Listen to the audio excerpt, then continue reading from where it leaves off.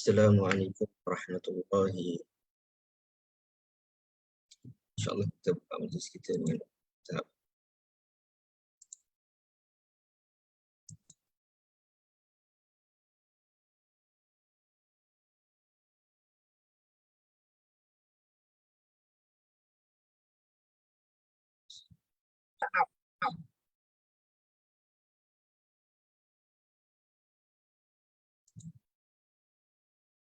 Alhamdulillahi Rabbil Alamin. Wassalatu wassalamu ala ashrafil mursalin wa ala alihi wa sahbihi ajma'in. Rabbi shrah li sadri wa yassir li amri wahlul 'uqdatam min lisani yafqahu qawli. Rabbi zidna 'ilma warzuqna fahma amma ba'd. Tuan-tuan dan puan yang dirahmati Allah Subhanahu wa taala, pertama dan selamanya kita merafakkan setinggi rasa syukur kita kepada Allah Subhanahu wa taala kerana dengan limpah kurnianya pada pagi ini alhamdulillah dapat kita bersama ini pada hari Khamis. Ini yang terakhirlah dalam bulan Syakban sebelum insya-Allah pada minggu depan, yakni pada hari Ahad, dan biiznillah kita akan masuk ke dalam bulan Ramadan.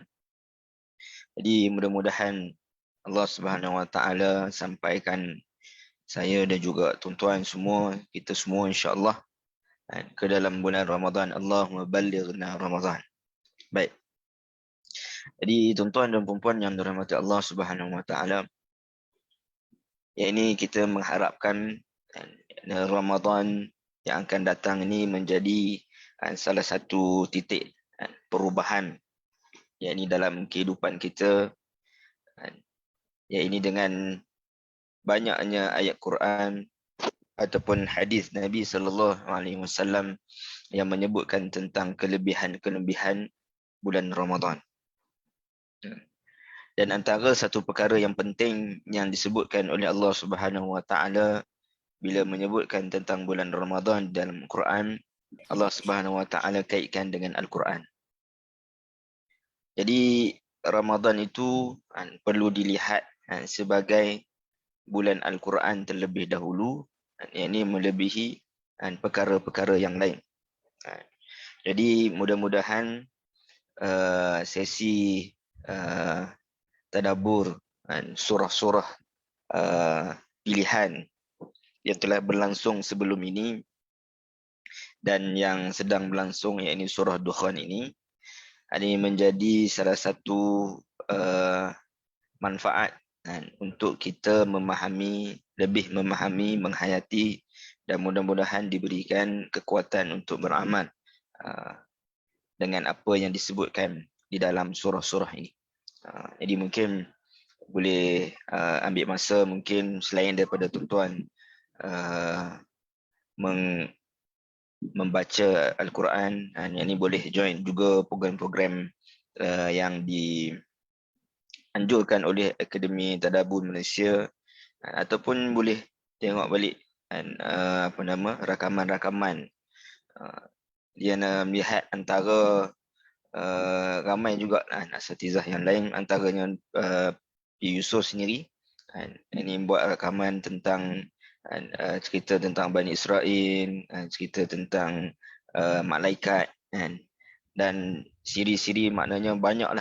Jadi insya-Allah akses kepada kefahaman terhadap Al-Quran sekarang ini maknanya lebih mudah dengan adanya teknologi, dan kita menggunakan dan memanfaatkannya kepada kebaikan insya-Allah.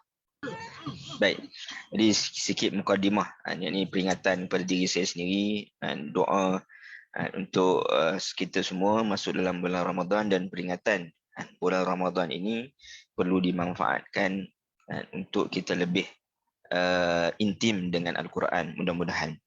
Baik. Jadi pada pagi ini kita akan sambung surah Ad-Dukhan. Baik, pada minggu yang lalu kita telah menyebutkan bermula daripada ayat yang ke-9 sehinggalah ayat yang ke-16. Allah Subhanahu wa taala menyebutkan tentang permulaannya ayat ke-9, respon orang-orang kafir terhadap apa yang dijelaskan oleh Nabi SAW. Iaitu respon mereka, mereka tetap ingkar. Mereka tetap merasa ragu terhadap apa yang diperkatakan dan bahkan mereka mempermain-mainkan apa yang dibawa oleh Nabi SAW. Maka ayat ke-10 Allah Subhanahu Wa Taala menyebutkan maka mereka itu didatangkan dengan satu asap. Ni asap ini kita sebutkan ada dua tafsirannya. Ini asap yang pertama iaitulah yang berlaku pada zaman Nabi SAW kepada orang Arab musyrikin, iaitu asap yang bukan yang zahirnya tetapi maknawinya, iaitu kegelapan ataupun kebuntuan yang mana seolah mana diselubungi oleh asap. Yang ini tak nampak jalan keluar apabila Allah Subhanahu Wa Taala mendatangkan kepada mereka tahun kelaparan. Yang ini berada dalam keadaan kemarau yang berpanjangan hingga makan kulit-kulit binatang dan sebagainya. Dan juga disebutkan bila panas terik, maknanya ada ribut pasir yang juga menyebabkan terhalang pandangan, ibarat ini datangnya asap yang mana menyelubungi, ini kegelapan daripada melihat ke hadapan ataupun melihat sesuatu yang berada di atas. Baik. Kemudian yang kedua kita sebutkan makna dukhan juga adalah asap yang akan keluar di akhir zaman nanti sebagai salah satu daripada tanda-tanda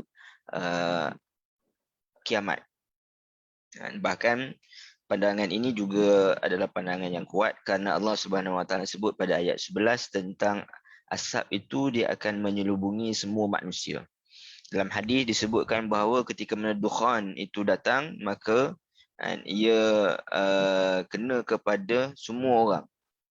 Cuma bezanya adalah dari sudut orang-orang beriman ini dia kena macam sesama biasa sahaja. Manakala orang yang tidak beriman, maka dia lebih teruklah dia punya efek dia. Dan kemudian kita sebutkan berkaitan dengan mereka, yakni orang musyrikin ini mengadu kepada Nabi SAW untuk diangkat ujian tersebut ataupun azab. Yang ini disebut azab. Allah kata Rabbana kshif 'annal azab. Yang ini diangkat azab tersebut, maka Nabi SAW berdoa walaupun pada permulaannya mereka berjanji bahawa mereka akan beriman, inna mu'minun. Namun Allah Subhanahu Wa Taala Maha mengetahui. Allah kata anna lahumuz zikra wa qad ja'ahum rasulun mubin. Bagaimana mereka dapat beringat sedangkan telah datang kepada mereka rasul yang memberikan penerangan-penerangan yang jelas. Jadi kalau sebelum ini disebutkan tentang penerangan tentang ayat Quran yang jelas, jadi bila ditimpa kesukaran, kesusahan, baru makna kata nak terketuk bahasanya.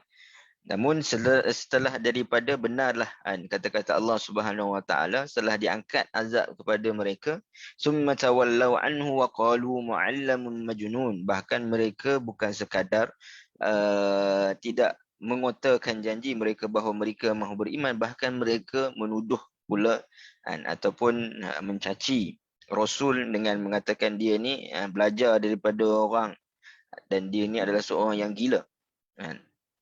Dan kemudiannya Allah Subhanahu Wa Taala sebut innaka syiful azabi qalila innakum aidun. Yani Allah Subhanahu Wa Taala membongkarkan singkat mereka bahawa mereka itu akan tetap kufur, dan itu yang terjadi kepada mereka. Dan akhirnya Allah Subhanahu Wa Taala sebut pada ayat yang ke-16, yauma nabtishul batshatal kubra inna muntaqimun, iaitu apabila mereka ini akan dibinasakan oleh Allah Subhanahu Wa Taala pada hari yang disebut sebagai batshatul kubra, yang kita sebutkan antaranya disebutkan hari peperangan Badar. Ini mereka ini diazab oleh Allah Subhanahu Wa Taala melalui pedang-pedang para sahabat. Baik. Jadi untuk minggu ini kita akan melihat kepada ayat-ayat yang menceritakan tentang kisah Nabi Musa alaihi salam dengan Qibti, kaum Mesir, iaitu dengan Firaun lah, dengan Firaun. Cuma persoalannya, apa perkaitan di antara kisah tadi sebut kisah tentang orang musyrikin bersama dengan Nabi SAW. Tiba-tiba mendatangkan cerita Nabi Musa AS. Maka persesuaian ataupun kita kata munasabah kelompok ayat yang kita sebutkan tadi, ini daripada ayat muqaddimah ayat 1 sampai ayat 16 dengan kelompok ayat yang akan datang ni, maknanya ayat 17 sampailah ayat 33 kan, adalah ini setelah Allah Subhanahu Wa Taala menerangkan ini sikap-sikap orang musyrikin Mekah sebelum ini, iaitu sikap mereka yang mana ketika mana ditimpa kesusahan maka mereka mencari Nabi, mereka mencari jalan, maknanya mereka mengatakan mereka akan beriman, namun akhirnya mereka tetap angkuh di atas kekufuran mereka. Dan oleh sebab itu Allah Subhanahu Wa Taala menerangkan, ini seolah nak katakan kamu ingat kamu boleh melakukan hilah ataupun tipu daya kepada Allah dan juga Rasul. Maknanya kamu kata kamu nak beriman sedangkan itu pura-pura. Kamu sangka maknanya kamu berjaya. Ini melakukan kepuraan kamu. Namun Allah Subhanahu Wa Taala mendatangkan kisah. Ini membawa satu kaedah yang mana dalam Al-Quran ini nak menyatakan apa yang akan berlaku kepada kamu akan datang, tapi tak menyebutkan secara jelas dengan membawakan kisah. Ini kisah ini dibawakan bukan semata-mata nak mengkisahkan cerita sejarah, tetapi kisah tentang Nabi Musa dan Firaun ini dibawa nak sebutkan tentang ini adalah balasan bagi mereka yang mana kata nak yang mana mengingkari dan juga mendustakan Rasul. Iaitu di antaranya adalah mereka yang hampir iaitu yang dikenali dari sudut kisahnya, iaitu Nabi Musa AS. Kerana mereka ni sebagaimana kita sebut sebelum ni, mereka ni ada orang musyrikin ni ada hubungan ataupun ada mengenali lah orang Yahudi. Dia Allah Subhanahu Wa Taala dalam ayat-ayat yang akan datang menyebutkan Allah menolong Musa alaihissalam dalam menghadapi mereka ni disebutkan kaum Firaun lah, ini kaum Qibti, dan akhirnya Allah Subhanahu Wa Taala menenggelamkan mereka. Ini menjadikan mereka ini tidak lagi kelihatan dan menjadikan mereka sebagai pelajaran bagi orang yang mahu mengambil pelajaran. Jadi menunjukkan bahawa walaupun sekarang ni kamu mungkin terlepas dengan kamu kata kamu nak beriman, walhal Allah Subhanahu Wa Taala dah sebutkan, Allah membongkarkan bahawa kamu tak akan beriman, dan ternyata benar mereka tidak akan beriman. Bahkan mereka memperkuatkan lagi permusuhan mereka dengan Nabi SAW. Maka Allah Subhanahu Wa Taala sebut, maka Allah Subhanahu Wa Taala tidak sekali-kali akan membiarkan kamu begitu sahaja. Kamu akan dikenakan oleh Allah Subhanahu Wa Taala sebagaimana mereka yang dulu yang mana mendustakan para rasul mereka. Baik. Kemudian datanglah ayat yang ke-17 yang mana pada ayat-ayat 17 hingga ayat berapa ayat ni, 3 ayat lebih kurang, Allah Subhanahu Wa Taala menyebutkan tentang karakter Nabi Musa alaihissalam terlebih dahulu. Ini sebagai Rasulun Karim yang kemudian menyebutkan tentang karakter risalah dengan menyebutkan bahawa Nabi Musa ni Rasulun Amin. Mula disebut Karim, kemudian disebutkan Amin. Jadi menunjukkan bahawa risalah yang dibawa itu adalah satu amanah dan juga satu kebenaran. Yang dibawa itu disokong dengan kemukjizatan. Ini mukjizat yang diberikan kepada Nabi Musa. Ya, ini risalah yang dibawa oleh Musa disokong oleh mukjizat. Jadi Nabi SAW, risalah hanya itu sendiri adalah mukjizat, iaitulah Al-Quran. Dan seruannya kepada kaum Fir'aun. Jadi apa yang diserukan ataupun apa yang menjadi perkara yang didakwahkan kepada kaum Fir'aun. Baik. Allah Subhanahu Wa Taala berfirman pada ayat yang ke-17, Allah kata, وَلَقَدْ فَتَنَّا قَبْلَهُمْ قَوْمَ فِرْعَوْنَ وَجَاءَهُمْ رَسُولٌ كَرِيمٌ. Dan demi sesungguhnya sebelum mereka kami telah menguji kaum Fir'aun, dan mereka pun telah didatangi oleh seorang Rasul, Nabi Musa yang mulia. Waja'ahum rasulun karim. Ini Rasul yang dimaksudkan di sini adalah Nabi Musa, sebab ceritanya tentang kaum Fir'aun. Baik. Tafsiran umum bagi ayat ini, sebelum mereka, iaitulah sebelum orang-orang musyrikin, kami telah menguji kaum Fir'aun, iaitulah bangsa Qibti Mesir. Ini Allah Subhanahu Wa Taala telah mengutuskan kepada mereka seorang Rasul yang mulia dan memiliki semua karakter kebaikan serta perbuatannya yang terpuji. Ya, ini kita tahu kisah Nabi Musa mungkin disebutkan dengan detail oleh Ustaz Yusof ini dalam kisah Bani Israel. Dialah Musa alaihissalam, seorang yang mulia di sisi Allah Subhanahu Wa Taala dan mulia juga di tengah-tengah kaumnya. Ini disebutkan makna karim itu mulia di sisi Allah dan juga mulia di sisi di tengah kaumnya. Baik. Jadi Allah Subhanahu Wa Taala memulakan ayat ini dengan Allah Subhanahu Wa Taala menyebutkan tentang Allah menguji kaum Qibti dan Allah Subhanahu Wa Taala mendatangkan Rasul. Baik, apa pertama sekali kita melihat kepada perkataan yang Allah Subhanahu Wa Taala gunakan, walaqad fatanna. Apa makna fatanna? Yang ini kita sebut ataupun terjemahannya maknanya mengujilah. Ini menguji ataupun mendatangkan ujian. Kita tahu di dalam Al-Quran Allah Subhanahu Wa Taala menggunakan ada beberapa perkataan yang menunjukkan kepada ujian. Antaranya adalah fatana dan juga balawa. Ba lam waw.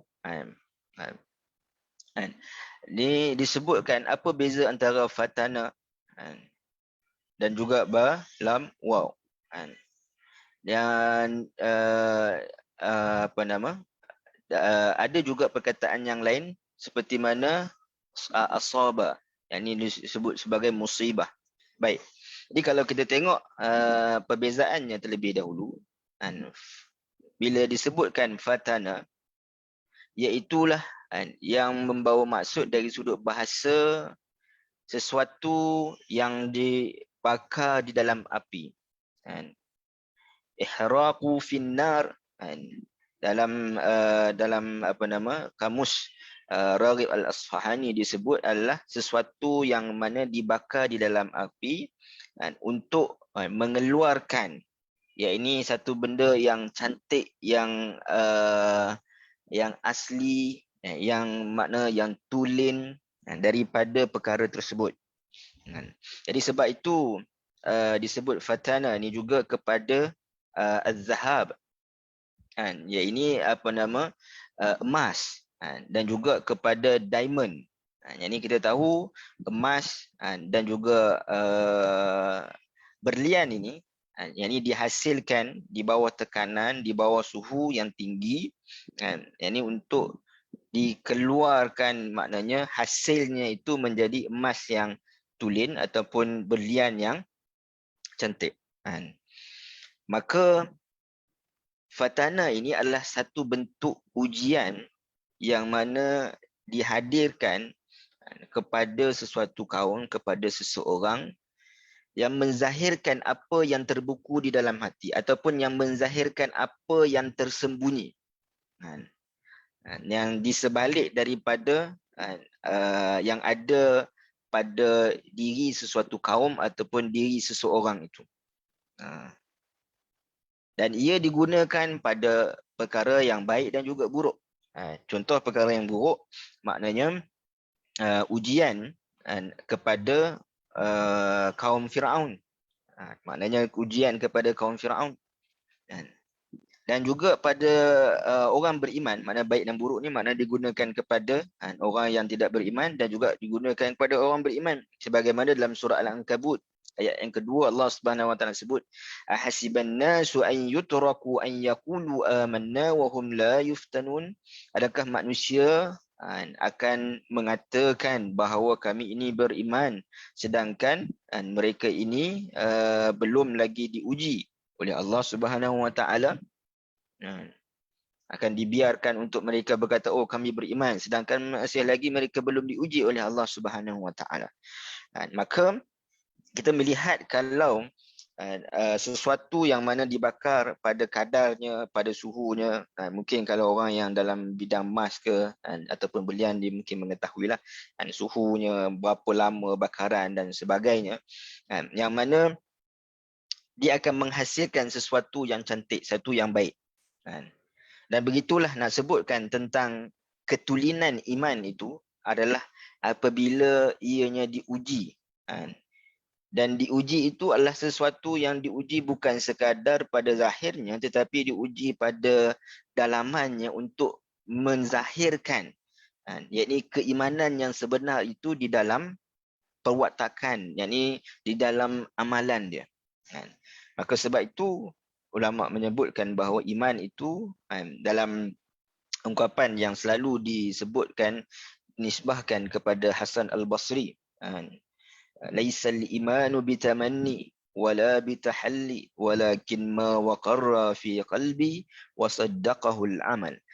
Iman itu bukan, laisal imanu bitamanni, dia bukanlah sekadar benda angan-angan, wala bitahalli, dia bukanlah satu benda khayalan, walakin ma waqarra fi qalbi, iaitu tetapi dia adalah satu benda yang tersemat di dalam hati, wa saddaqahul amal, dan mana dia dibuktikan ataupun dibenarkan di dalam amal. Jadi apa yang terbuku di dalam hati itu, maka dia terzahir di dalam amalan. Maka itulah peranan fatana. Baik, itu kalau perkara yang baik, maknanya kepada orang yang beriman, maknanya nak menzahirkan yakni keimanan yang sebenar. Dan bagaimana pula kalau digunakan kepada, contoh dalam ayat ni, walaqad fatanna qaum Fir'aun, ya ini disebutkan fatanna qaum Fir'aun, maka Allah Subhanahu Wa Taala nak menzahirkan ya ini yang asalnya berada bersama dengan kamu, yakni ujian. Nanti disebut apa bentuk ujian tu, antaranya bentuk ujian kepada kaum Fir'aun ni adalah ja'ahum rasulun karim, yakni datangnya Nabi Musa alaihissalam. Kenapa Nabi Musa itu menjadi ujian kepada mereka? Kerana Nabi Musa ini bersama dengan mereka. Nabi Musa ini membesar dengan mereka. Akhirnya terzahir bahawa Nabi Musa inilah yang mana yang dahulunya duduk dan membesar bersama mereka, dan Nabi Musa inilah yang menjadi ujian bagi mereka, iaitu Nabi Musa lah yang mana membawa risalah, yakni untuk menentang kefahaman-kefahaman. Yakni bila kita sebut balau, yakni ujian itu adalah ujian yang menimpa seseorang. Dia lebih kepada makna ujian lah, ujian yang menimpa seseorang, yang digunakan dalam Quran kebiasaannya juga pada satu kebaikan, ujian kebaikan dan juga keburukan. Iaitu bila kita katakan ibtila, iaitu ujian dengan perkataan ibtila, maka dia merujuk kepada ujian keimanan, ujian kebaikan. Allazi ahsana kulla syai'in,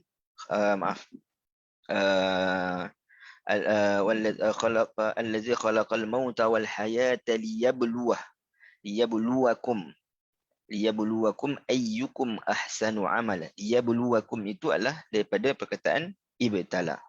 Ya, ini maknanya untuk menguji, yakni siapakah yang lebih baik amalannya. Dan juga digunakan dalam bentuk keburukan. Ini dengan bala, disebutkan balaun azim. Ini satu bala, ini bencana yang besar. Baik. Sebab itu bila datangnya ujian, saya pernah sebut rasanya waktu saya membentangkan bila saya sebutkan tentang banjir kan, tentang COVID sebelum ini. Jadi bila ujian itu ditimpakan kepada seseorang, maka ujian itu dia boleh jadi ibtila, dan dalam masa yang sama dia boleh menjadi bala kepada orang yang lain. Ini satu ujian yang sama datang, dia boleh jadi ibtila kepada seseorang dan dia boleh jadi bala kepada orang yang lain. Walaupun ujian itu adalah ujian yang sama. Contoh kita katakan banjir. Ini ada orang yang mana bila diuji oleh Allah Subhanahu Wa Taala, maka kita nampak ujian itu telah meningkatkan dia menjadi ahsan wa amala, menjadikan dia lebih baik dari sudut amalannya. Jadi kadang-kadang bila Allah Subhanahu Wa Taala datangkan ujian dalam kehidupan kita, semakin maknanya mungkin kita dewasa, semakin besar pula ujian Allah Subhanahu Wa Taala, kita bersangka baik dengan Allah dari sudut maknanya Allah Subhanahu Wa Taala nak sebelum daripada dia menjemput kita, yakni kita menjadi orang yang mana telah melakukan ahsan wa amala, yakni menjadi orang yang mana telah melaksanakan satu amal itu dengan terbaik, maka dia menguji kita. Jadi bila ada orang yang mana ditimpa ujian oleh Allah Subhanahu Wa Taala, maka yang menentukan apakah bentuk ujian itu pada dirinya adalah diri dia sendiri. Dari sudut bagaimana dia menerima ujian tersebut. Kalau dia menerima ujian tersebut dari sudut menyebabkan dia bertambah keimanan kepada Allah Subhanahu Wa Taala, maka mudah-mudahan ujian itu adalah ibtila. Ini untuk mengangkat darjatnya di sisi Allah Subhanahu Wa Taala. Tapi ada ujian yang sama dikenakan kepada orang yang berbeza, yang menyebabkan lagi banyak rungutan, lagi banyak dari sudut rasa tinggi, rasa sombong. Ini sebab apa? Sebab mungkin bila diuji, ini duduk bersama orang bawahan, duduk kalau banjir maknanya duduk di tempat pusat pemindahan, yakni nak rasa tentang perlu dilayan seperti VIP dan sebagainya. Yang ini menyebabkan tak rasa bahawa perkara itu adalah satu perkara yang patut dimuhasabah. Paling kurang kita rasa ianya sebagai kafarah. Yang ini kita rasa bahawa ini ujian yang datang ini adalah untuk membersihkan dosa-dosa kita. Kalau tak pun makna kata kita ni orang yang biasa-biasa. Yang ini maknanya paling kurang kita merasakan bahawa ujian itu adalah untuk kafarah kepada diri kita. Yang ini kita tak mahu dari sudut makna kata boleh jadi ujian tu menjadi bala kepada kita. Jadi itu makna balau. Ataupun digunakan pada kebaikan dan juga kepada keburukan. Kalau kita sebut musibah lah. Musibah ni ujian juga. Cuma dia lebih kepada ujian yang mana menimpa seseorang yang bersesuaian. Sebab musibah ni adalah jadi perkataan asaba. Jadi asaba ini adalah benda yang betul, benda yang tepat. Maka musibah itu la yukallifullahu nafsan illa wus'aha. Maka musibah itu adalah satu benda yang tepat. Apabila Allah Subhanahu Wa Taala sebutkan dengan perkataan musibah, maka ianya sesuai kepada orang tersebut. Baik. Boleh nampak? Okey. Apa bentuk ujian kepada mereka? Walaqad fatanna qaum Fir'aun. Ini apa bentuk ujian kepada mereka? Iaitu antaranya adalah didatangkan Rasul kepada mereka membawa risalah yang bertentangan. Sebut dalam kurungan yang bertentangan dengan pegangan mereka. Maknanya pegangan mereka salah, maka Rasul membawa risalah untuk membetulkan kesalahan tersebut. Serta perintah untuk taat kepadanya. Ini maknanya membawa risalah yang ini daripada Allah Subhanahu Wa Taala yang berbeza. Satu, maknanya nak menolak kefahaman mereka.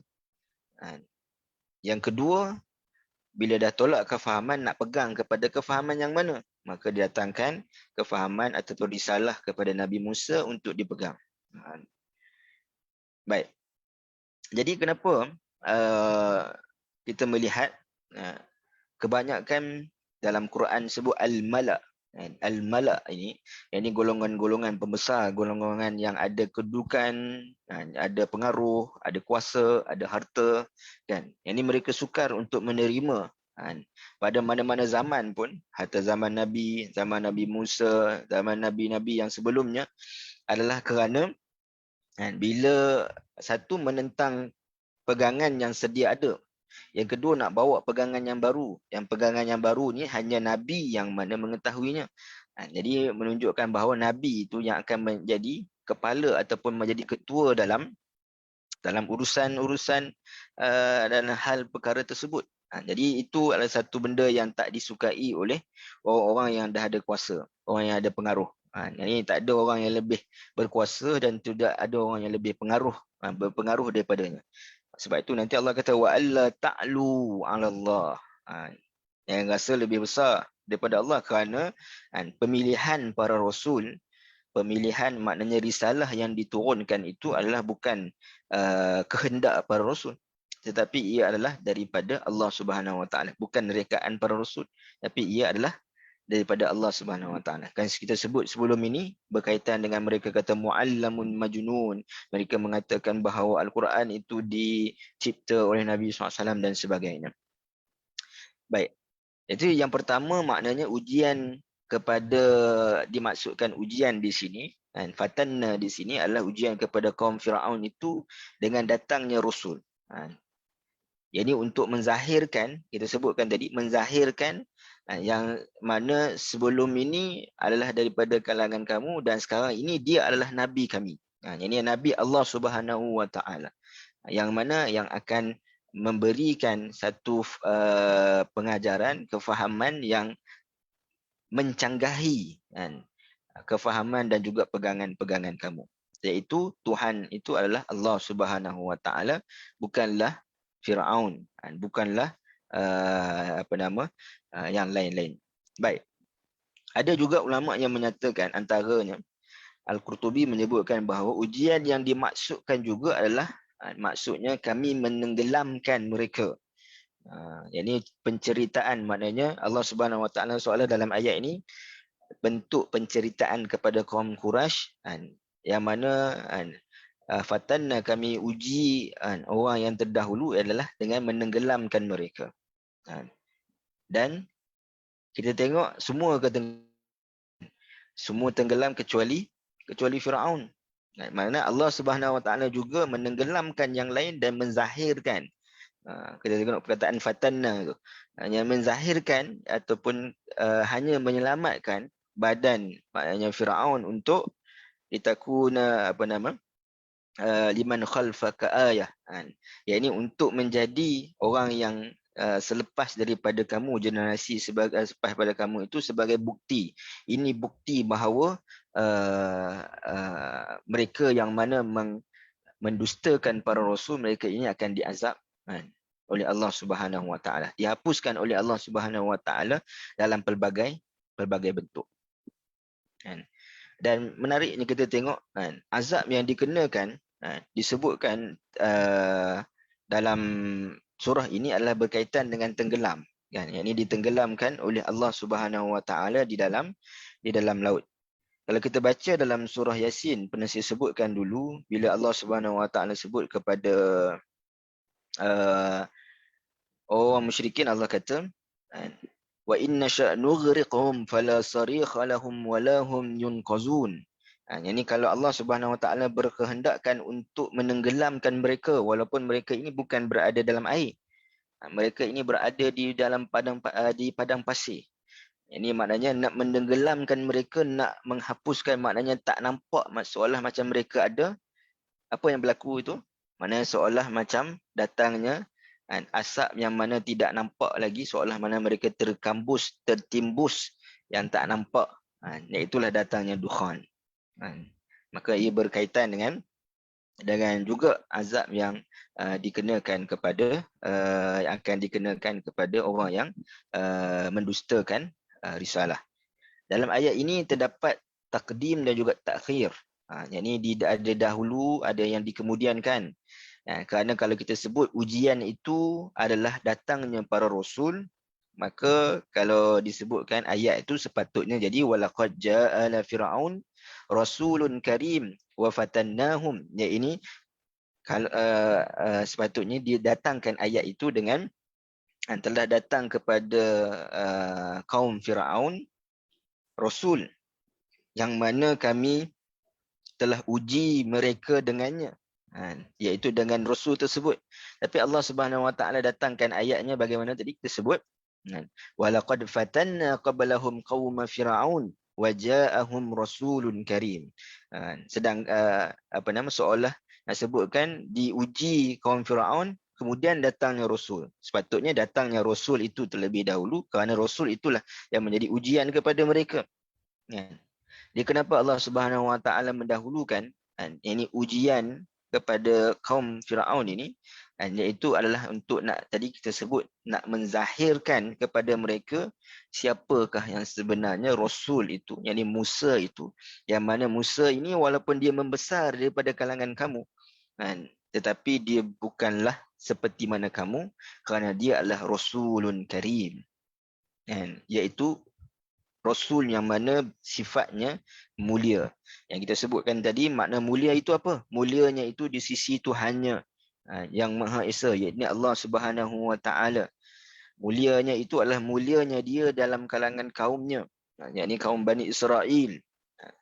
Dan mulianya itu adalah mulia dari sudut akhlaknya, yakni dari sudut bagaimana dia datang dan berdakwah kepada kamu. Dalam ayat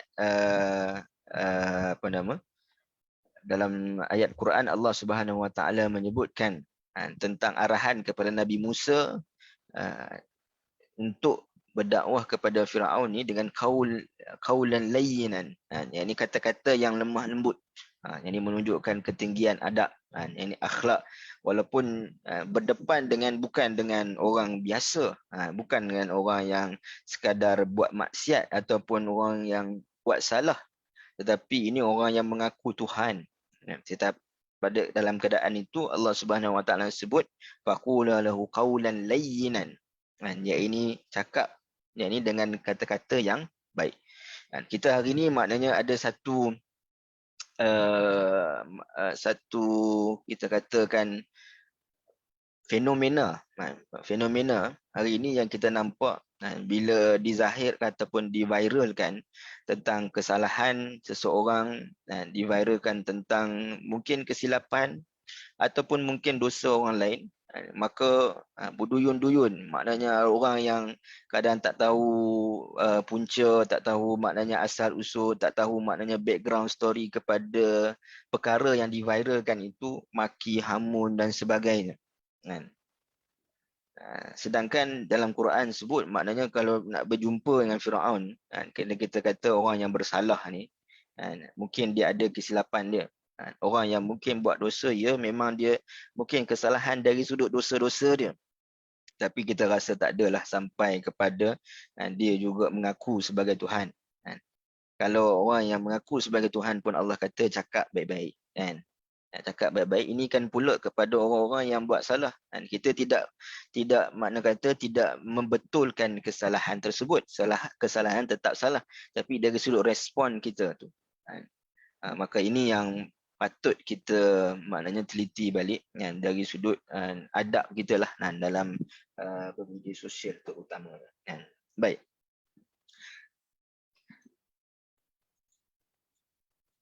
Kemudian Allah Subhanahu Wa Taala menyebutkan an addu ilayya ibadallah inni lakum rasulun amin, yang memberitahu kepada mereka dengan katanya, berikanlah kepadaku wahai hamba-hamba Allah apa-apa yang mendandakan kamu menerima kerasulanku. Sesungguhnya aku ini seorang rasul yang amanah yang diutuskan kepada kamu.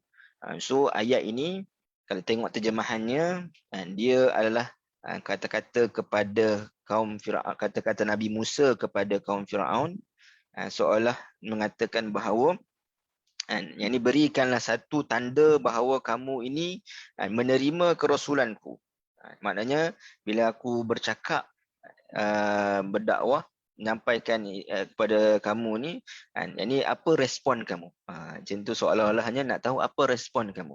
Kalau kamu terima aku sebagai rasul, yang ni sebutkan tanda-tanda kamu terima aku sebagai rasul. Sebab apa tuan-tuan? Kalau kita tengok dari sudut background atau cerita Nabi Musa dan juga Firaun ini, kita tahu juga dalam Quran, dalam suratul Isra, tak silap, Allah Subhanahu Wa Taala menyebutkan tentang ada 9 mukjizat yang diberikan kepada Nabi Musa. Jadi Nabi Musa antaranya adalah datangnya katak, kutu, belalang, darah, air sungai menjadi darah, yang mana ditimpakan kepada kaum Firaun kerana mereka ini tidak mahu menerima risalah yang dibawa oleh Nabi Musa alaihissalam. Sebagaimana orang musyrikin juga, mereka ini juga mengatakan kepada Musa untuk maknanya mengangkat azab itu tadi. Maka Nabi Musa juga berdoa untuk mengangkat azab, tapi sebagaimana orang musyrikin ini, mereka setelah diangkat azab mereka tidak menjadikan mereka beriman, begitulah juga orang Firaun. Walaupun dia melepaskan, yakni pada permulaannya melepaskan dari sudut Bani Israel keluar, dan akhir sekali maknanya dia juga yang mana fikir balik makna dari sudut tak boleh jadi ni. Yang ni kena kejar, kena kejar juga Bani Israel. Ni tak boleh bagi mereka ni menang. Maknanya dia telah mengingkari janji dia, iaitu nak membebaskan Bani Israel. Sebab itu ayat ini juga ada dua tafsiran sebenarnya. Kalau kita tengok tafsirannya secara umum terlebih dahulu, iaitu datanglah Rasul kepada mereka, saya berkata lepaskanlah para hamba Allah Subhanahu Wa Taala itu bersama denganku. Yakni mereka yang dimaksudkan di sini adalah Bani Israel, dan bebaskanlah mereka dari penindasan kerana aku adalah utusan daripada Allah Subhanahu Wa Taala yang diamanahkan risalah. Ini sebagaimana firman Allah Subhanahu Wa Taala, maka lepaskanlah Bani Israel bersama kami dan janganlah engkau menyeksa mereka. Sungguh kami datang kepadamu dengan membawa bukti atas kerasulan kami dari Tuhanmu, dan keselamatan itu dilimpahkan kepada orang yang mengikuti petunjuk. Ini tafsiran kedua. Tafsiran yang pertama tadi, ibadallah itu adalah panggilan kepada Kibti untuk mereka ini menyahut, menunaikan kewajipan mereka, iaitu menjadi hamba Allah Subhanahu Wa Taala yang sebenar dengan mengiktiraf Rasul Nabi Musa alaihissalam, yang mana yang dipercayai Rasulun Amin. Allah Subhanahu Wa Taala mengamanahkan wahyu kepada Nabi Musa alaihissalam. Ini adalah pengertian yang zahir. Ini ringkasnya saya sebutkan bahawa an addu ilayya ibadallah ini difahami dengan dua makna yang menerangkan risalah Musa alaihissalam. Jadi bila mana Allah Subhanahu Wa Taala taklifkan Nabi Musa di atas Bukit Tur, ketika mana perjalanan Nabi Musa daripada Madian, yang ni pergi nak balik ke Mesir, pada permulaannya balik maknanya nak ziarah keluarga lah, tapi maknanya bila balik tu bertemu maknanya di Bukit Tur. Apa yang jadi di Bukit Tur ini berjumpa, bercakap dengan Allah Subhanahu Wa Taala. Maka ada dua tugasan yang mana diberikan Allah kepada Nabi Musa. Ini yang pertama adalah dakwah kepada kaum Kibti, menyeru kaum Kibti untuk beriman. Dan yang kedua adalah menyuruh maknanya kaum Kibti ataupun Firaun itu untuk diserahkan Bani Israel itu kepadanya. Kenapa? Kerana Allah Subhanahu Wa Taala nak menugaskan Nabi Musa untuk bawa Bani Israel ini pergi ke Palestin. Walaupun tak sebut lagi lah pada ketika itu nak bawa pergi Palestin, tapi maknanya itulah tugasan Nabi Musa alaihissalam. Ada dua tugasan yang utama. Satu maknanya dakwah kepada Firaun dan juga kaumnya Mesir. Yang kedua adalah maknanya untuk membebaskan Bani Israel daripada cengkaman kaum Kibti. Ini kita tahu pada waktu Nabi Musa ini, orang Bani Israel ini mereka bekerja sebagai hamba kepada orang Kibti, kepada Firaun. Maka Allah Subhanahu Wa Taala nak membebaskan, nak memberikan kepada mereka nikmat an'amtu 'alaikum wa anni faddaltukum 'alal 'alamin. Yakni nak memberikan kemuliaan kepada mereka, yakni keluar daripada Mesir untuk pergi ke Palestin. Walaupun apa yang berlaku di antara Nabi Musa dengan Bani Israel kemudiannya, kita pun tahulah dari sudut mereka tak mau ikut Nabi Musa, ini kata kepada Nabi Musa macam-macam, dan akhir sekali mereka terhalang berada di tempat yang disebut sebagai Tih dan sebagainya. Tapi nak sebutkan itu tugasan Nabi Musa. Ada dua tugasan penting. Maka ayat ini an addu ilayya ibadallah telah menyebutkan dua tugasan itu dalam satu ayat. Itu hebat ayat Quran ni, makna kata walaupun ayatnya pendek, ringkas tapi padat, iaitu menunjukkan dua perkara dalam satu ayat. An addu ilayya ibadallah, yakni dari sudut kamu maknanya perlu menunaikan kewajipan, iaitu yakni beriman kepada Allah Subhanahu Wa Taala, yakni menjadi hamba Allah Subhanahu Wa Taala, dan juga mengiktiraf aku sebagai rasulun amin. Dan yang kedua, addu ilayya, yakni maknanya pulangkan kepada aku ibadallah, yang menunjukkan tadi adalah Bani Israel. Yakni dua taklifan dalam satu ayat. Ini meringkaskan dua taklifan dalam satu ayat. An addu ilayya ibadallah inni lakum rasulun amin. Baik, Allah Subhanahu Wa Taala sebut rasulun amin, rasul yang diberikan kepercayaan dan amanah untuk menyampaikan risalah. Ini disebutkan amin itu yang mana diberikan kepercayaan untuk menyampaikan risalah. Baik, kalau kita tengok sebelum ni Allah Subhanahu Wa Taala sebut rasulun karim, kemudian disebutkan rasulun amin. Ini karim kerana menggambarkan karakteristik Nabi Musa. Tadi kita sebutkan karakter, maknanya dari sudut sifat Nabi Musa itu sendiri, maknanya akhlaknya baik. Dari sudut dengan kaumnya juga dia adalah orang yang paling baik, dan dengan Allah Subhanahu Wa Taala dia juga yang paling baik. Karim, karakteristik dia yang mana untuk diikuti dan juga dicontohi.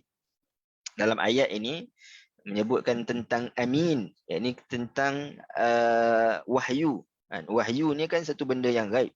Jadi kalau orang yang tidak amanah di dalam ilmu ataupun menyampaikan satu perkara yang gaib, maka itulah yang akan berlaku mereka-reka benda yang macam-macam. Ni mimpi jumpa itu, mimpi jumpa ini, sebutkan perkara-perkara yang gaib, tapi sedangkan tidak amanah dalam menyampaikan atau dari sudut sumbernya itu. Kerana perkara yang gaib ini adalah bukan satu benda yang boleh direka-reka. Sama ada perkara yang gaib ini berkaitan dengan fadilat, perkara yang gaib ini berkaitan dengan perkara yang akan datang dan sebagainya, semuanya itu memerlukan kepada dalil. Yang ini amanah dalam ilmu itu adalah amanah apabila kita mengemukakan, maknanya dari sudut hujah yang benar, yang mana yang terpakai kepada semua manusia. Bukan hanya orang tertentu sahaja yang boleh sekian, orang tertentu yang boleh sekian. Jadi maka disebutkan rasulun amin kerana risalah itu memerlukan kepada amanah. Kerana risalah wahyu ini adalah bersifat gaib. Maka sifat amanah dituntut dalam menyampaikan sesuatu risalah atau juga peringatan. Kan sebut kita antara sifat Nabi SAW, siddiq, amanah, tabligh, fatanah. Jadi amanah itu adalah semua, bukan sekadar Nabi tapi semua para anbiya yang sebelumnya. Baik. Kemudian Allah Subhanahu Wa Taala menyebutkan, wa alla ta'lu 'ala Allah inni atikum bisultanin mubin. Dan janganlah kamu berlaku sombong, takbur terhadap Allah Subhanahu Wa Taala. Sesungguhnya aku ada membawa kepada kamu mukjizat yang jelas dan nyata. Baik. Tafsiran umum ayat ini janganlah kalian takbur dan juga sombong untuk mengikuti ayat-ayat Allah Subhanahu Wa Taala dan tidak tunduk kepada bukti-buktinya. Janganlah kalian tinggi hati untuk mentaatinya dan mengikuti rasul-rasulnya, sebagaimana firman Allah Subhanahu Wa Taala, sesungguhnya orang-orang yang sombong tidak mahu menyembahku akan masuk ke neraka Jahannam dalam keadaan hina dina. So ayat ini sesuai dengan bila kita kata sebelum ni kepada Kibti, iaitu antaranya adalah seruan kepada Kibti untuk beriman, ini menjadi hamba Allah. Maka wa alla ta'lu 'ala Allah. Yang ini jangan meninggi diri pada Allah Subhanahu Wa Taala. Dan sesuai juga kepada Bani Israel. Sebab apa? Sebab Bani Israel ini maknanya perlu dibebaskan oleh mereka.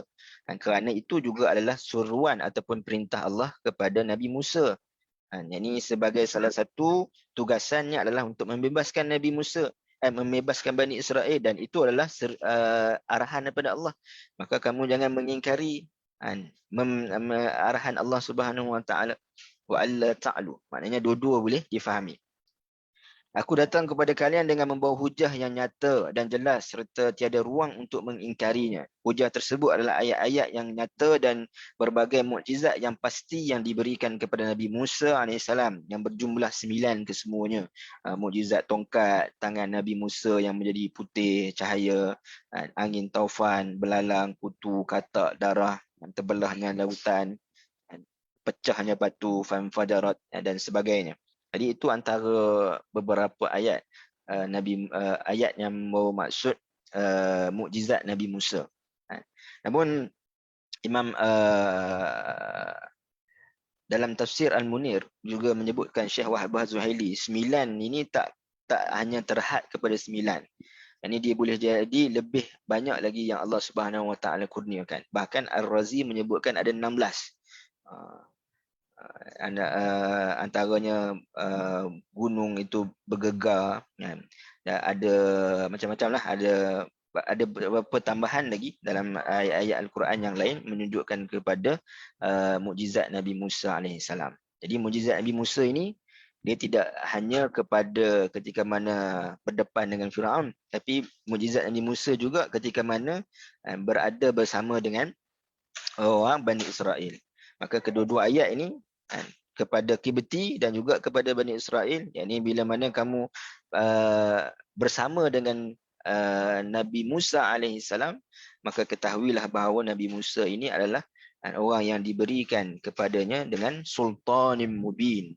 Yang ini diberikan kepadanya satu mukjizat yang jelas dan nyata. Baik. Wa alla ta'lu. Ini Al-Qurtubi, Imam Al-Qurtubi menyebutkan satu perkara yang baik. Dengan makna ta'lu ni membawa banyak maksud. Maknanya la tu'azzimu 'ala Allah, la tatakabbaru 'ala Allah, la tabtaru 'ala Allah, la taftaru 'ala Allah. Ini maknanya banyak dari sudut tafsiran makna la ta'lu ni. Baik. Pertamanya, kenapa Allah Subhanahu Wa Taala sebut alla ta'lu 'ala Allah? Kerana dua sifat yang dikurniakan kepada Nabi Musa, iaitu Karim dan juga Amin. Ini kedua-dua kalau menolak Nabi Musa, maknanya menolak sifat Karim pada Nabi Musa. Menolak risalah, maknanya menolak Nabi Musa ini Rasulun Amin yang menyampaikan risalah dengan penuh amanah. Yang ini bererti dia telah meninggi diri pada Allah Subhanahu Wa Taala, kerana Allah yang mengurniakan kedua-duanya, yang ini Karim dan juga Amin. Ibn Juraij mengatakan la ta'lu ni maknanya la tu'azzimu. Yang ini jangan rasa lebih besar ataupun agung daripada Allah dan Rasulnya. Ini maknanya dari sudut kekuatan dan juga dari sudut pengaruh. Ini jangan kamu rasa dengan kekuatan yang kamu ada. Memang dari sudut kekuatan, dari sudut ketenteraan, dari sudut kekayaan, sudah tentulah kaum Kibti ini lebih besar, lebih kaya, lebih kuat pengaruhnya. Firaun sendiri. Yahya bin Salam mengatakan jangan rasa sombong, istikbar, dengan meninggikan diri, yakni dari sudut status. Jadi kamu sebagai maknanya status mereka Kibti dengan ini orang kata apa, golongan dalam sudut hierarkinya, maknanya mereka ni golongan-golongan yang atas lah. Bani Israel ni maknanya golongan bawah, golongan para hamba dan sebagainya. Dengan kebolehan-kebolehan. Jadi maknanya la ta'lu ini adalah jangan meninggi diri dari segenap sudut. Bahkan disebutkan dengan la tabtaru, iaitu jangan meninggi diri dari sudut perbuatan kamu. Ini penolakan. Ataupun dari sudut perkataan la taftaru 'ala Allah. Jadi makna ta'lu ini luas dengan maknanya dibawa oleh Qurtubi dengan pelbagai tafsiran para ulama dan dijelaskan apa bezanya la ta'zimu, la tastakbaru, la tabtaru, la taftaru.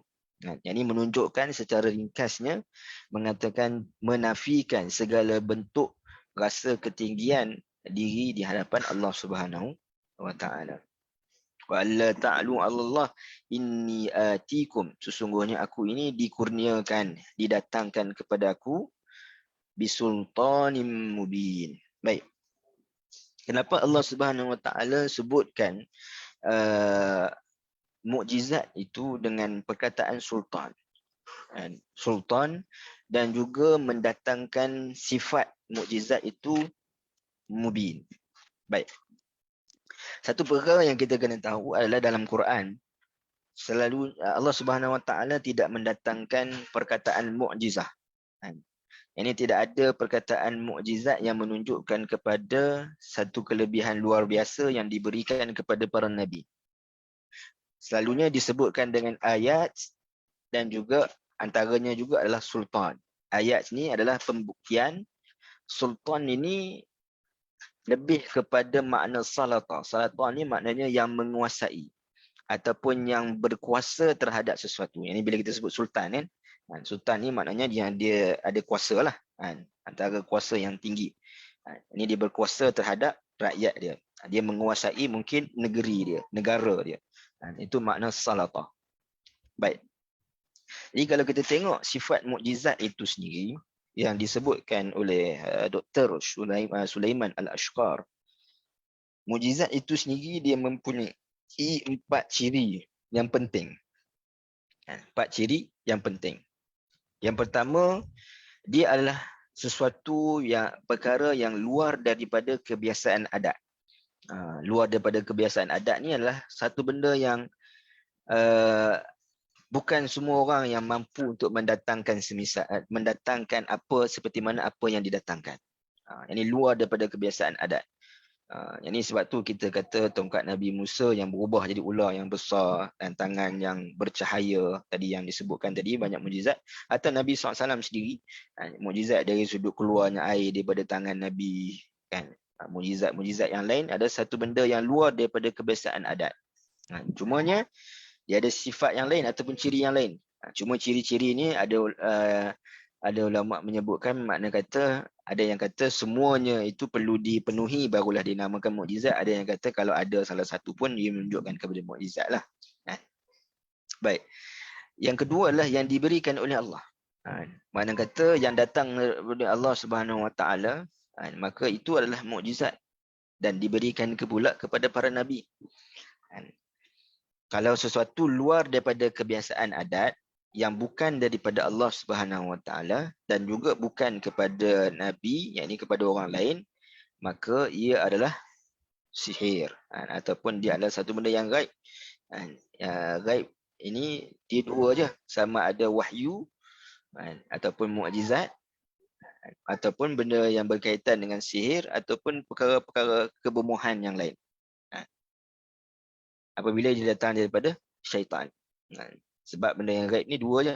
Benda yang luar biasa berlaku ni, yang mampu untuk berikan, dua je.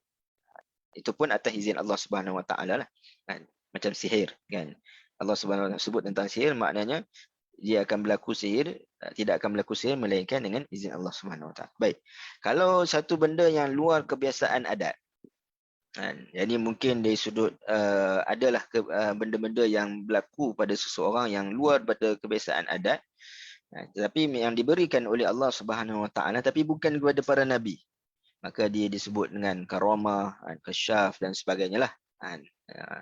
Baik. Cuma yang penting bagi mukjizat ini adalah dua ciri yang terakhirnya, iaitu yang memberikan cabaran kepada kaumnya dan juga disebut sebagai makrunun bitahaddi, yang ini yang memberi cabaran kepada kaumnya. Tahaddi makna memberi cabaran, ini mencabar, cuba datangkan. Kalau macam Quran kan, wa in kuntum fi raibin mimma nazzalna ala abdina fa'tu bi surah, kalau kamu rasa ragu terhadap apa yang kami turunkan kepada hamba kami, dah cuba datangkan surah. Dan juga salimun anil mu'aradah, yang mana dia tidak boleh dikalahkan.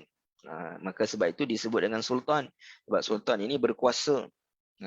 yang mana segala sesuatu yang walaupun dia berkuasa tapi dia masih lagi berada di bawah sultan, yakni di bawah kuasa yang lebih besar. Iaitu kita tengok ahli sihir Firaun mampu untuk mengeluarkan ular-ular yang kecil, dan Nabi Musa maknanya lebih besar ularnya yang memakan ular-ular kaum ahli sihir Firaun, yang menunjukkan bahawa penguasaan Nabi Musa sultan salata, yakni berkuasa melebihi apa yang mampu dilakukan oleh ahli sihir Firaun. Baik, dan sifatnya mubin. Kenapa disebut sifatnya mubin? Kerana mubin ini adalah sesuatu yang jelas, nyata, dan selalunya terkait dengan perkara yang zahir kerana logik pada akal. Ini benda yang zahir lah, benda yang nampak secara pada panca indera kita, yang boleh dirasai, dinampak ataupun didengari oleh panca indera. Sebab itu disebut dengan mubin.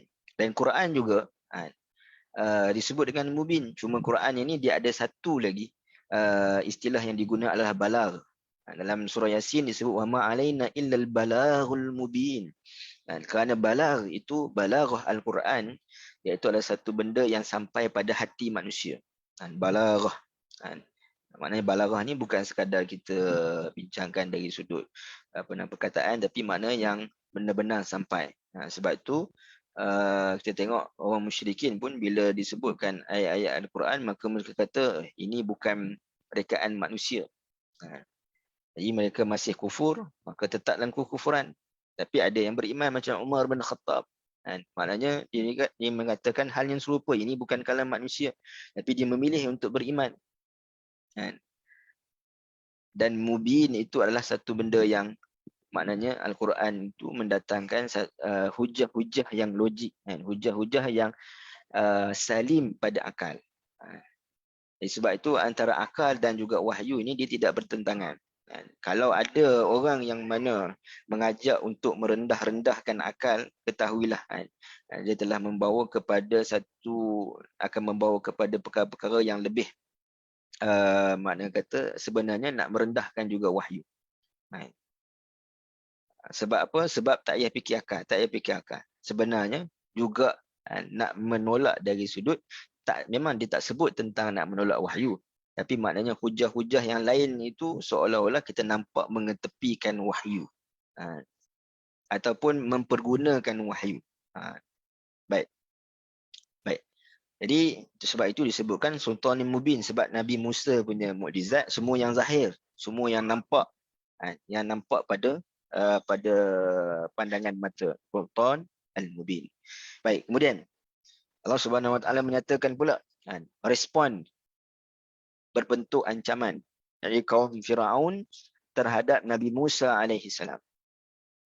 Wa inni uztu bi rabbi wa rabbikum an tarjumun. Dan sesungguhnya aku telah memohon perlindungan kepada Tuhanku dan Tuhan kamu daripada kamu merejam atau menyakiti daku. Wa in lam tu'minu li fa'tazilun. Dan sekiranya kamu tidak juga mahu beriman kan kerasulanku, maka putuskanlah perhubungan kamu denganku, janganlah mengganggu daku. Baik. Jadi dalam ayat ini kita tengok Allah Subhanahu Wa Taala sebutkan tentang Nabi Musa berlindung pada Allah Subhanahu Wa Taala dan bertawakal kepadanya daripada ancaman kalian, iaitu ancaman kaum Qibti untuk membunuhku dengan batu atau menyakiti dan mencercaku dengan gelaran ahli sihir penipu. Ini maknanya antarjumun, yakni merejam aku, ini maknanya dengan dua maksud. Satu maksudnya rejam itu adalah dengan rejam dengan batu, baling aku dengan batu, membunuh aku dengan batu, ataupun rejam itu maknanya rejam dengan kata-kata ucapan. Ini mencerca, jadi ahli sihir, penipu dan sebagainya. Dan wa illam tu'minu li fa'tazilun. Jika kalian tidak mempercayai aku, tidak mengakui kenabianku dan apa yang aku bawakan dari sisi Allah Subhanahu Wa Taala, tinggalkanlah aku. Janganlah kalian menggangguku. Tinggalkan Allah Subhanahu Wa Taala memutuskan di antara kita. Baik. Pertama sekali kalau kita tengok ayat yang ke-20, satu benda yang cantik yang disebutkan di sini adalah Nabi Musa menyebutkan wa inni uztu bi rabbi. Yang ini isti'azah, memohon perlindungan itu disebutkan dengan Rabb. Perkataan Rabb. Dan kita tengok dalam contoh dalam surah Al-Falaq. Allah Subhanahu Wa Taala menggunakan perkataan Rabb. Qul a'udzu bi rabbil falaq. Hanya perkataan Rabb digunakan berbanding surah An-Nas. Surah An-Nas kan qul a'udzu bi rabbin nas, malikin nas, ilahin nas. Disebutkan ada 3 sifat ataupun nama Allah Subhanahu Wa Taala, Rabb, Ilah, Malik. Rabb, Malik dan juga Ilah. Tapi dalam ayat ini juga menyebutkan tentang Rabb, sebagaimana dalam surah Al-Falaq. Kerana Rabb itu juga sebagaimana yang kita telah ambil sebelum ni, dan kita sebutkan Rabb itu bukan bermakna semata-mata Tuhan, yang mana yang juga memelihara, yang mentadbir urusan, yang memberikan perlindungan. Wa inni uztu bi rabbi. Dan dalam surah Al-Falaq juga menceritakan tentang satu bahaya kejahatan yang datang secara zahirnya. Maka layak kita sebut wa inni uztu bi rabbi, dengan kefahaman kita tentang Allah Subhanahu Wa Taala yang mampu memberikan perlindungan, mampu untuk memberikan mentadbirkan urusan, mampu untuk memelihara. Dan apa yang lebih menariknya disebutkan wa inni uztu bi rabbi wa rabbikum. Ini maknanya ada dalam bentuk dakwah yang ini disebutkan bahawa aku berlindung kepada Tuhanku dan Tuhan kalian. Ini sebagaimana yang disebutkan oleh sebelum ni, yang kita sebut tentang Tuhan sebutkan tentang pemuda hujung kota. Dan ketika mana dalam surah Yasin, kita sebutkan tentang bagaimana dia menyebutkan kepada kaumnya, inni amantu bi rabbikum fasma'un. Ini aku beriman dengan Tuhan kalian. Ini dia tidak hanya menyatakan stand diri dia. Nabi Musa dalam ayat ini tidak hanya menyatakan stand dia, iaitu wa inni uztu bi rabbi. Aku ini berlindung kepada Tuhanku. Yang mana Tuhan aku ini berbeza dengan apa yang kamu sembah sekarang ini, iaitu kamu mempertuhankan Firaun. Maka Tuhan aku itu jugalah sebenarnya Allah wa rabbikum. Bukanlah maknanya Tuhan yang kamu agung-agungkan dan sembah. Wa inni uztu bi rabbi wa rabbikum. Maka ini menunjukkan kepada memohon perlindungan kepada Tuhan. Bahkan ada selit dari sudut dakwahnya, dari sudut Tuhan aku dan Tuhan kalian ini sebenarnya serupa. Jika aku berlindung daripada Tuhan aku, yakni dia yang memelihara aku daripada kejahatan kamu, dan kamu nak kamu dipelihara daripada azab Allah Subhanahu Wa Taala, maka kena mengiktiraf rabbikum, yang juga yang sama seperti mana Tuhan aku.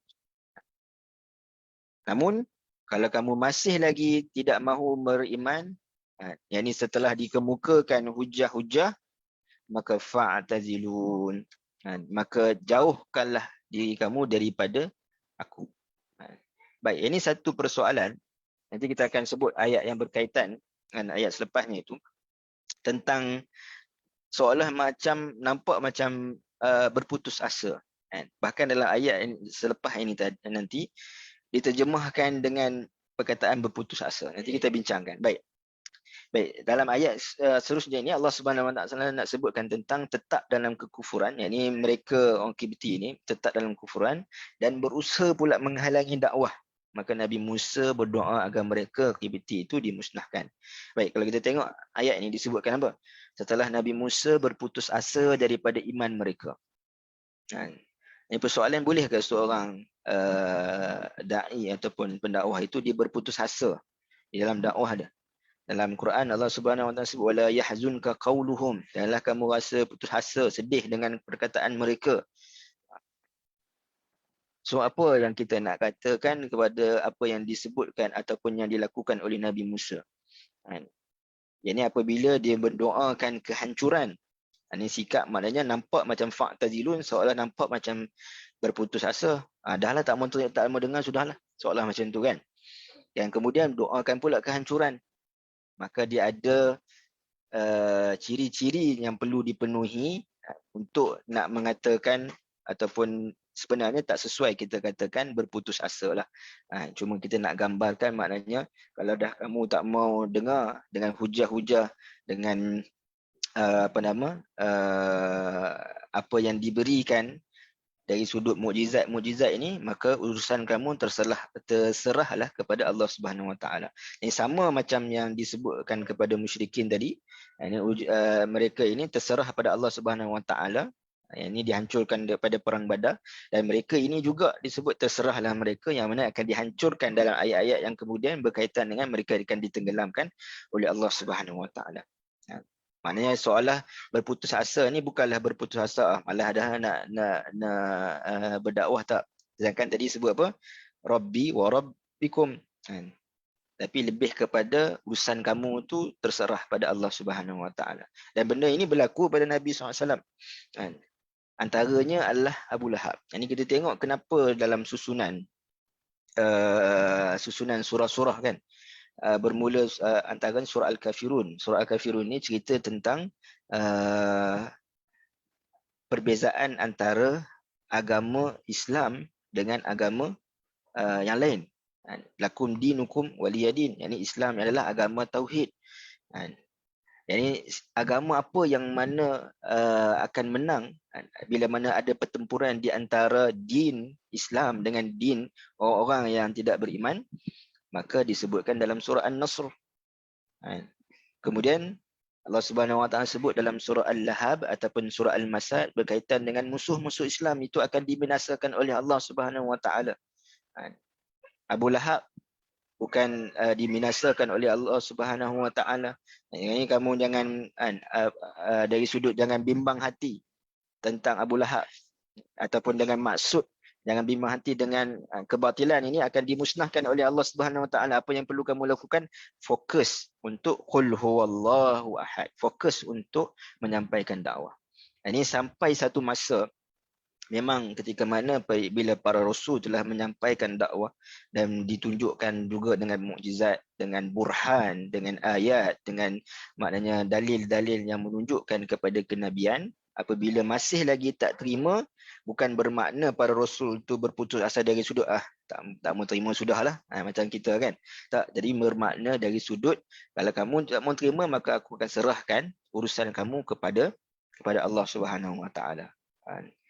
Ini maknanya bukanlah kata para rasul tu berputus asa dan dakwah, kita jangan silap faham. Walaupun dalam terjemahannya disebutkan begitu, tapi kefahaman sebenarnya yakni para rasul ini adalah role model di dalam dakwah. Mana mungkin mereka menunjukkan dari sudut putus asa di dalam dakwah. Baik. Sesungguhnya orang-orang ini adalah kaum yang berdosa yang telah sebati dengan kekufurannya, dan berhaklah mereka menerima balasan yang seburuk-buruknya. Baik, ayat ini menyebutkan tentang Musa AS. Baik. Baik. Tadi kita sebutkan tadi tentang kenapa Nabi Musa mengatakan kepada kaum Kibti ini, urusan kamu diserah pada Allah Subhanahu Wa Taala, kerana mereka ini bukan sekadar kufur. Allah tak kata qaumun kafirun, tapi mereka ini adalah orang yang mujrim, orang yang jahat. Yang makna dia ada tahap-tahap dia, keingkaran mereka terhadap risalah dan rasul tu daripada dulu sampailah pada zaman Nabi SAW. Maknanya tahap-tahap pengingkaran kepada rasul dan risalah itu dia ada beberapa tahap dia, pengingkaran. Ada orang yang kafir, maknanya dia tak terima, semata-mata tak terima. Tapi mujrimun ini bukan sekadar dia tak terima, tapi dia juga melakukan pakatan ataupun melakukan perkara yang jahat, berniat jahat ataupun nak melakukan kejahatan kepada tubuh badan, seperti mana membunuh. Jadi sebut tentang tarjumun, membunuh, ataupun maknanya nak menghalangi dakwah yang dilakukan oleh para nabi tersebut. Baik. Ayat ini menyebutkan tentang Nabi Musa alaihissalam berdoa kepada Tuhannya ketika mana mereka mendustakan dan hendak membunuhnya. Mereka adalah orang-orang yang mendustakan rasul-rasulmu dan menyekutukanmu. Juga terdapat dalam ayat lainnya. Dan Musa berkata, "Ya Tuhan kami, engkau telah memberikan kepada Firaun dan para pemuka kaumnya perhiasan dan harta kekayaan dalam kehidupan dunia. Ya Tuhan kami, akibatnya mereka menyesatkan manusia dari jalan-Mu. Ya Tuhan, binasakanlah harta mereka dan kuncikanlah hati mereka sehingga mereka tidak beriman sampai mereka melihat azab yang pedih. Dialah yang berfirman, sesungguhnya telah diperkenankan permohonan kamu berdua. Sebab itu tetaplah kamu berdua pada jalan yang lurus." Baik. Persoalan yang terakhir adalah boleh ke? Ini kita mendoakan kehancuran kepada sesuatu kaum. Ini selalu digunakan hujah macam Nabi Nuh AS mendoakan kehancuran kepada kaumnya. Nabi Musa berdoa kepada maknanya kaum Firaun.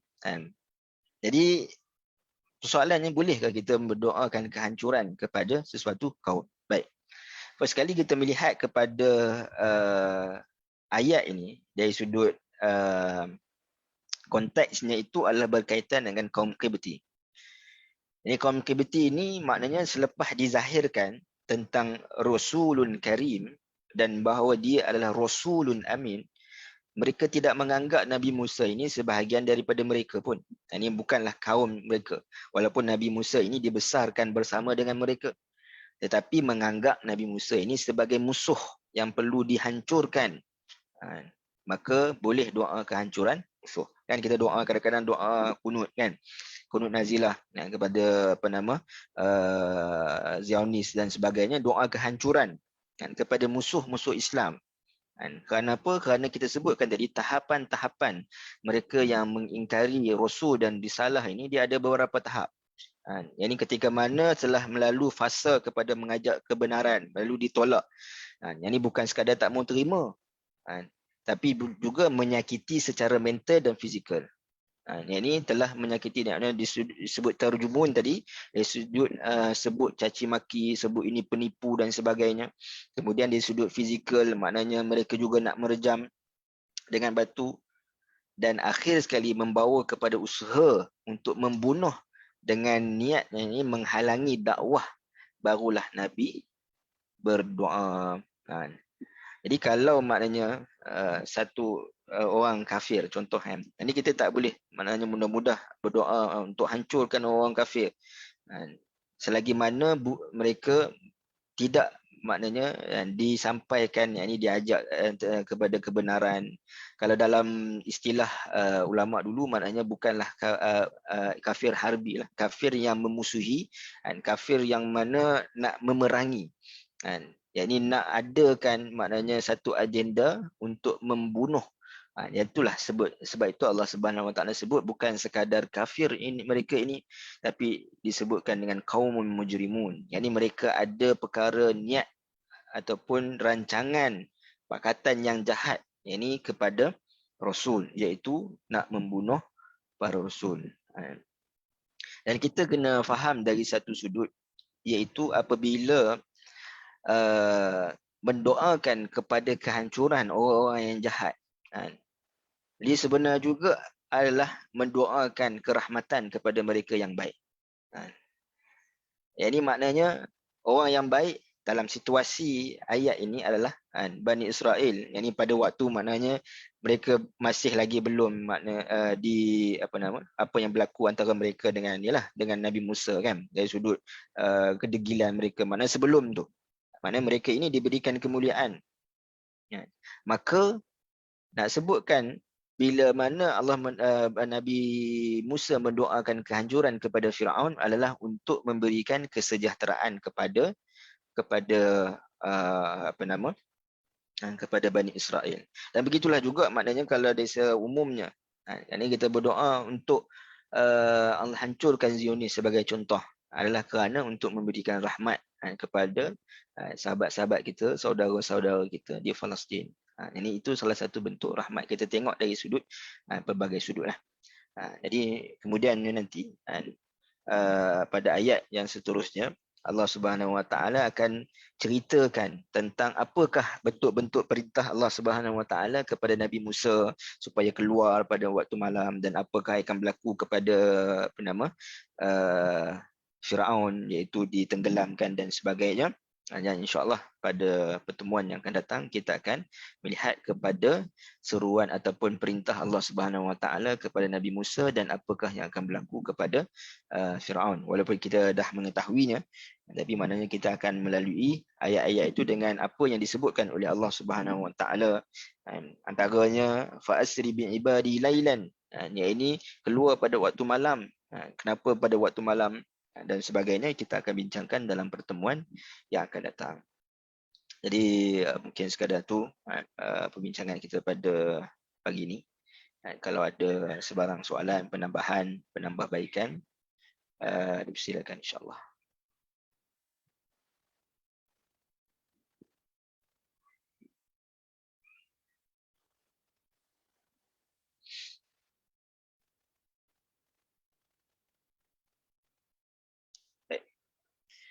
Kalau ada apa-apa, insya-Allah apa yang baik itu datang daripada Allah Subhanahu Wa Taala. Yang lemah kurang tu pada diri anda sendiri. Mohon ampun pada Allah dan minta maaf kepada tuan-tuan puan-puan. Aku qauli hadza wa astaghfirullah li wa lakum. Assalamualaikum warahmatullahi wabarakatuh. Waalaikumsalam warahmatullahi wabarakatuh. Terima kasih Ustaz. Terima kasih Ustaz. Barakallah. Terima kasih, Ustaz.